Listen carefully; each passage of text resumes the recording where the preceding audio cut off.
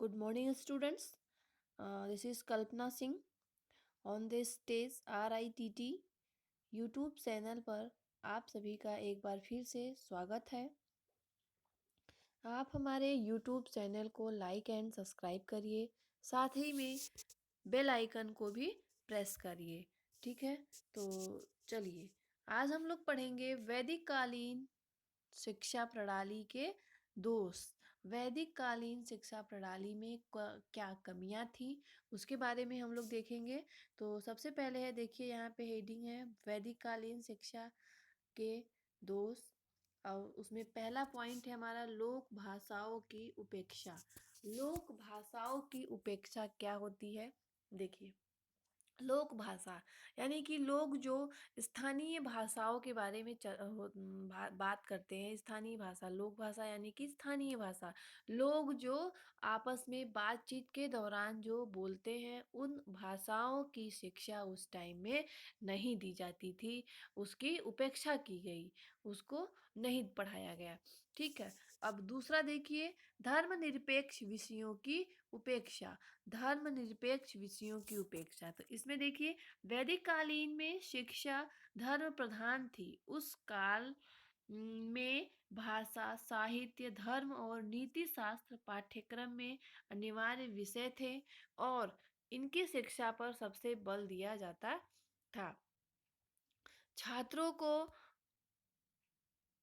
अधिक से अधिक शक्ति धर्म ग्रंथों के अध्ययन और धार्मिक क्रियाओं के संपादन में व्यय होती थी। यूं आज हम आध्यात्मिक विकास के स्थान पर भौतिक विकास के लिए अत्यधिक प्रयत्नशील है, पर आवश्यकता इस बात की है कि मनुष्य के प्राकृतिक, सामाजिक और आध्यात्मिक तीनों पक्षों के विकास पर समान बल दिया गया था। अब अगला हम देखेंगे रटने पर अधिक बल। उस टाइम में क्या था? रटने पर अधिक बल, यानी कि जो गुरु थे वो व्याख्या करते थे और छात्र क्या करते थे? सुनते थे और उसको बार बार दोहराते थे। तो क्या हुआ? इससे बालकों पे या शिष्यों पे रटने पर अधिक बल दिया गया। ठीक है, अव्यवस्थित पाठ्यचर्या। उस टाइम जो पाठ्यचर्या थी वो कैसी थी? अव्यवस्थित थी। और कठोर अनुशासन।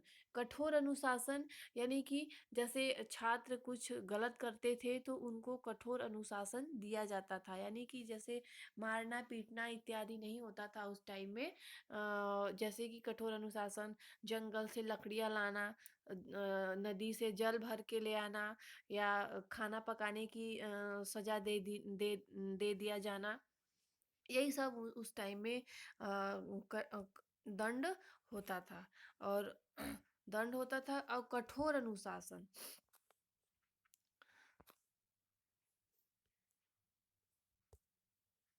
देखिए, कठोर अनुशासन। अब आय के अनिश्चित स्रोत व एवं भिक्षाटन। आय यानी कि उनके आय की स्रोत क्या थे? अनिश्चित स्रोत क्या थे? भिक्षाटन थे। और वो भिक्षा मांग के ही अपनी भूख जो होती थी वो मिटाते थे। जो भी मिलता था वही सब कुछ वो बनाते थे और अपने गुरुओं को भी खिलाते थे और अपने भी खाते थे। ठीक है, तो आगे हम लोग देखेंगे। अब हम एक संस्कार है, उपनयन संस्कार। नहीं, पहले हम विषय वो देख लेते हैं, कमियां। ठीक है, तो आगे हम देखते हैं शूद्रों की शिक्षा की उपेक्षा।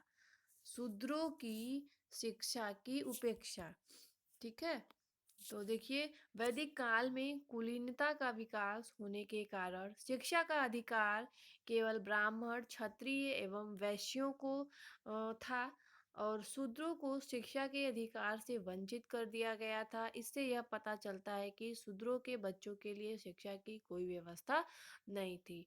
और नंबर 4 है जन साधारण की शिक्षा की उपेक्षा। यानी कि वैदिक काल में जन शिक्षा का संप्रत्यय है कि विकसित नहीं हुआ था।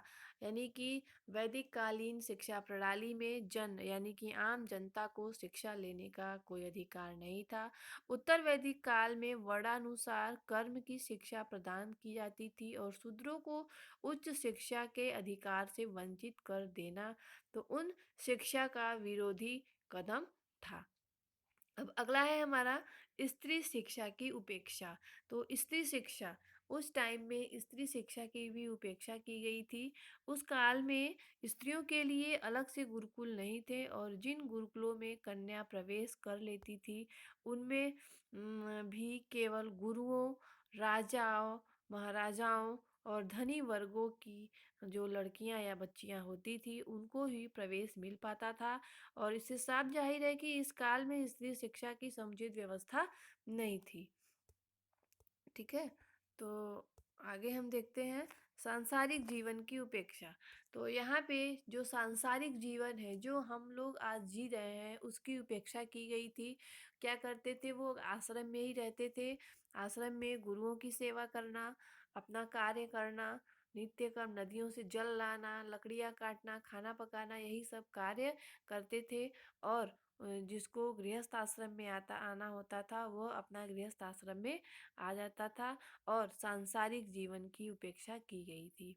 ठीक है, अब आगे देखते हैं हम लोग। एक संस्कार है उपनयन संस्कार। ठीक है, तो उपनयन संस्कार के बारे में देखिए, यहाँ पे है उपनयन संस्कार। उपनयन संस्कार का अर्थ क्या होता है?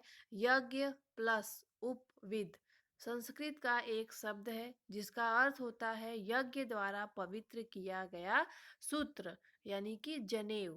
जनेऊ कहते हैं। उपनयन का ही दूसरा नाम यज्ञोपवीत भी है। इस संस्कार के बारे में शास्त्र कहता है कि इससे गुरु को सर्वप्रथम गायत्री मंत्र के बारे में बताते हैं, वेदों का ज्ञान देते हैं तथा ब्रह्म धर्म आश्रम के सिद्धांत व व्यवहारिक ज्ञान के बारे में बताते हैं।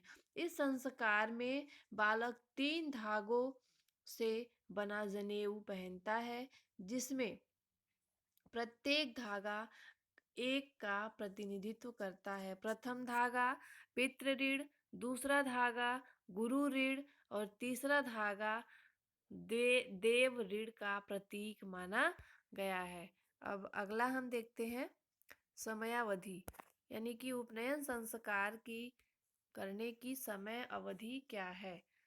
तो देखिए, शास्त्रों के मुताबिक ब्राह्मण की आयु 5 या 8 वर्ष, क्षत्रिय 6 या 11 वर्ष, वैश्य के लिए 8 से 12 वर्ष इसकी समयावधि होती थी। इसके लिए अधिक आयु ब्राह्मण में 16 वर्ष, क्षत्रिय में 22 वर्ष और वैश्य में 24 वर्ष उपनयन संस्कार रविवार, सोमवार, बुधवार, बृहस्पतिवार, शुक्रवार का उत्तम समय माना जाता था।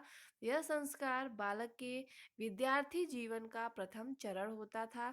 इस संस्कार के साथ साथ व्यक्ति को क्षत्रिय, जिसमें 2 बार जन्म लिया हो, की मान्यता मिलती थी। इस संस्कार को हिंदू धर्म में महत्व दिया जाता था।